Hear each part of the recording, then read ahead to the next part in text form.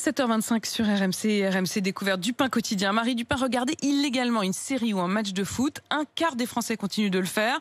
Le streaming illégal a toujours la cote. Et il a encore plus la cote depuis le premier confinement, depuis la crise sanitaire. Il y a même eu un pic de fréquentation en mars dernier, selon une étude qui vient d'être publiée par Adopi. Vous savez, c'est l'organisme qui est chargé de lutter contre ces mauvaises pratiques. Il y a quand même plus de 12 millions de Français qui vont encore chaque mois sur des sites qui proposent du streaming illégal. Ils sont donc de plus en plus nombreux et pourtant on pourrait imaginer le contraire, parce que dans le même temps il y a aussi de plus en plus de Français qui sont abonnés à des sites légaux comme Netflix ou Disney+. Donc on pourrait se dire, bon bah du coup ils vont moins faire du streaming illégal. Et bah pas du tout. On s'abonne à des sites légaux, mais on continue quand même de regarder des films de façon illégale. Et d'ailleurs les plus gros consommateurs de streaming illégal, ce sont aussi souvent ceux qui sont abonnés à des plateformes légales, parce que tout simplement ce sont de gros consommateurs de films et de séries sur Internet. Des films et des compétitions sportives.